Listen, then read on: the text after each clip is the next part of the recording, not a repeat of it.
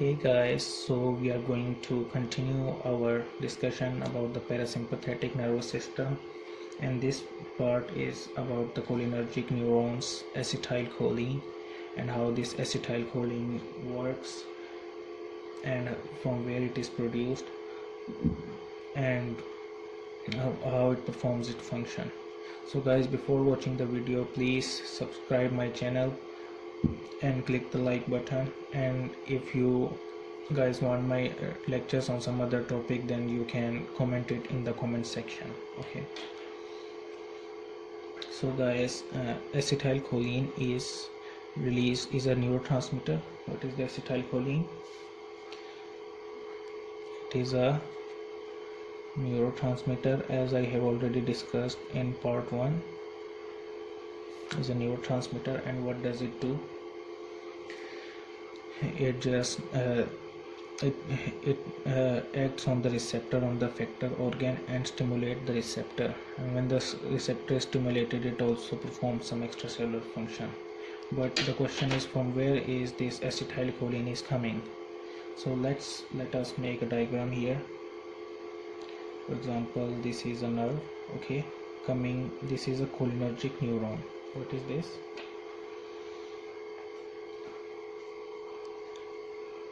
Cholinergic neuron. And you know, this neuron has a cell as well, a cell body. Every neuron has a cell body. Okay, so we are going to make a cell body here. This is a cell body of a neuron. Okay, this is the cell body. Every neuron, you know, has a cell body, or we also call it soma. Okay, and every cell has a nucleus, right? Let's make a nucleus here. This is a nucleus, and this is the cytoplasm. Every cell has a cytoplasm, right? And this is a new nerve coming out. Neuron, cholinergic neuron is coming.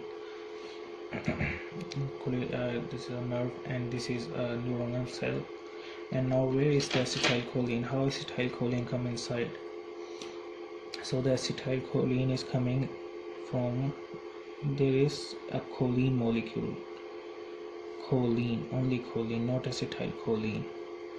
And this choline molecule is going to go into the cell body of a neuron. And how is it going to go? It is going to go by an energy dependent carrier system. Okay, here is an energy dependent carrier system. Energy dependent carrier system. Okay, why this is going through a energy dependent carrier system? Because this choline has a permanent positive charge on it. So those molecules which have a positive charge, they cannot go by an active transport inside the cell membrane, inside the lipid bilayer. So it will go by this energy dependent carrier system. So now this is the choline, which is inside the cell. So how it is going to be converted into acetylcholine? Now let me tell you, there is another enzyme, ACOA enzyme. What is the, let me tell you the full name. This is known as acetyl coenzyme. Okay, acetyl coenzyme. So this enzyme is already present inside it, and another big worker, very good enzyme, is present here, which because of this enzyme we are relaxing right now. Otherwise, if once our heartbeat has gone up, our heartbeat cannot go down without the presence of acetylcholine and without the presence of cholinergic neuron. So this enzyme is known as choline acetyl transferase. Choline acetyl transferase. So now what is the function of this enzyme, choline acetyl transferase? The acetyl coenzyme is already present inside the cell. The choline is coming from outside the cell, from the extracellular fluid into the cell, and this choline acetyl transferase enzyme will produce a reaction between acetyl coenzyme and choline. And after their reaction, what will happen? An enzyme, a neurotransmitter will be produced, and this neurotransmitter is known as acetylcholine. Okay, acetylcholine. So this is how acetylcholine is produced inside a neuron cell.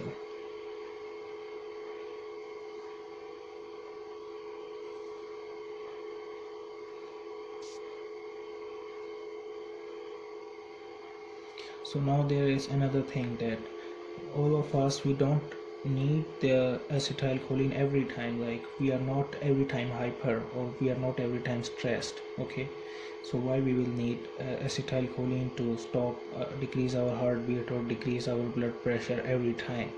So this acetylcholine is not used every time, so it is stored in a place, a safe place, because if it is inside the cell, then there is a chance that this acetylcholine can be degraded by the enzymes, and then we have to make the acetylcholine again.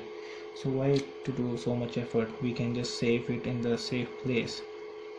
So acetylcholine is saved in a safe place, and this safe place is known as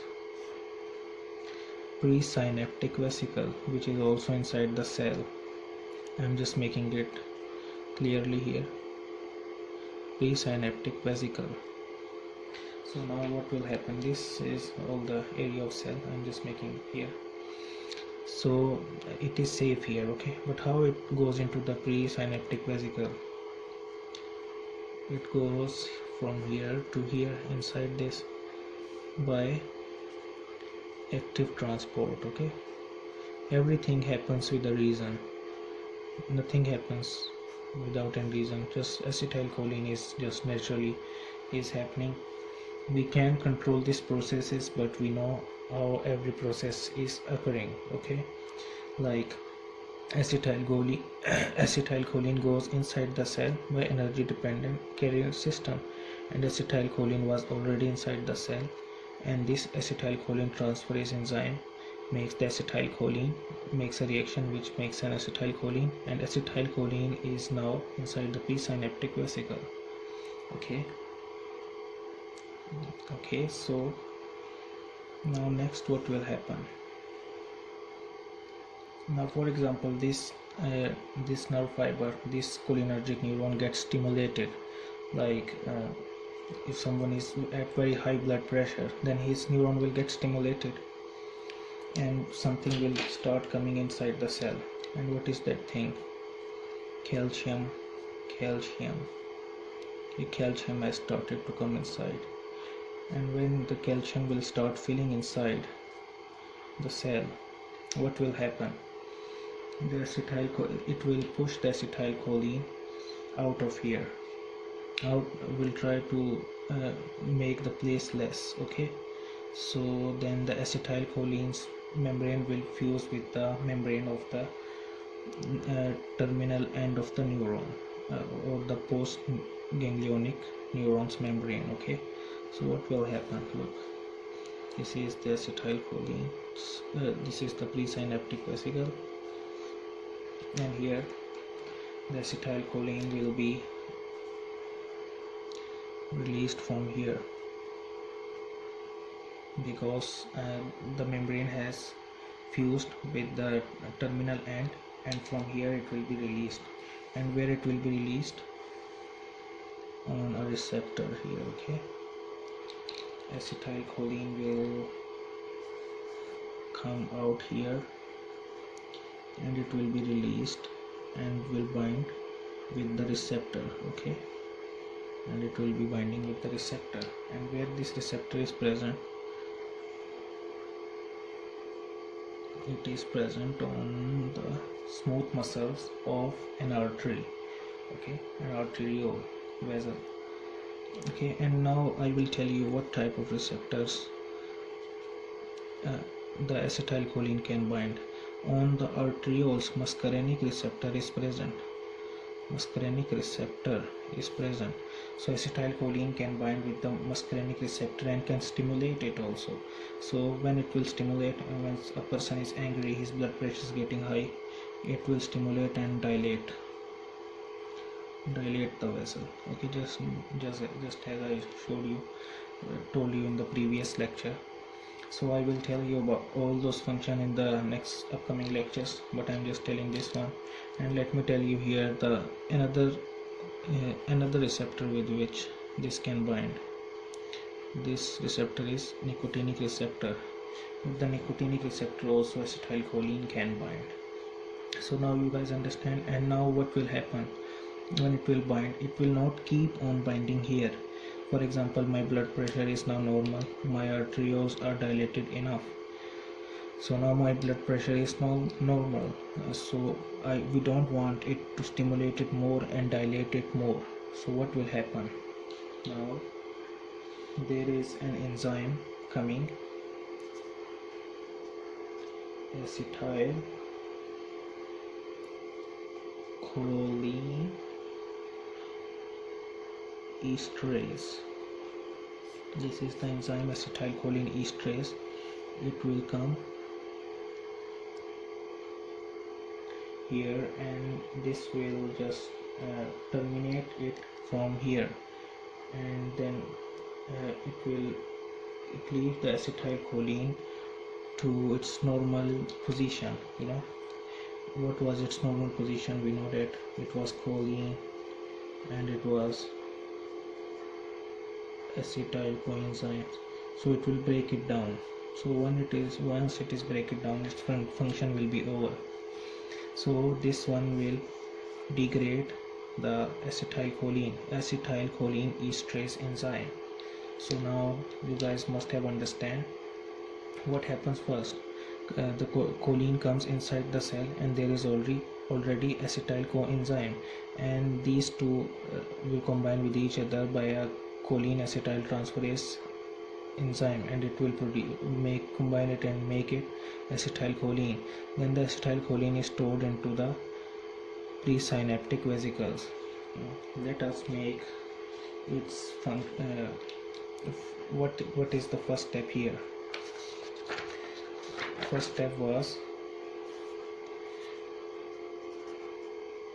synthesis of acetylcholine, and the second step was uptake or storage into vesicles, and what was the third step? Release. And what was the fourth step? Binding to receptor. What was the fifth step? Recycling. No, degradation. First degradation, and the sixth one is recycling. So this is the normal neurotransmissions pathway of this acetylcholine. First it was synthesized here inside the cell, and it was made acetylcholine, the synthesis, and then the storage, it was stored into the vesicle. Then the release, it was released because of increased calcium influx. Action potential was produced. If you guys also want the lecture about action potential, then you can comment in the comment section so I can make it. And the acetylcholine is stored in the presynaptic vesicle here, and then it was released because of calcium influx, and it's the membrane fused, and the acetylcholine was released. And what happened? It starts binding with the receptor. When it binds the receptor and it stimulated it, for example, if it was on the arterioles start dilating, And what was the fifth step? Degradation. When the when its function was over, the acetylcholine esterase enzymes, they just degraded the acetylcholine. And now what is the final function? This choline will be again retaken in the same place by the sodium coupled high by the sodium coupled channels. By the sodium coupled channels, it will be retaken into the cell, and again this full pathway will start. So I hope guys you would have understand this.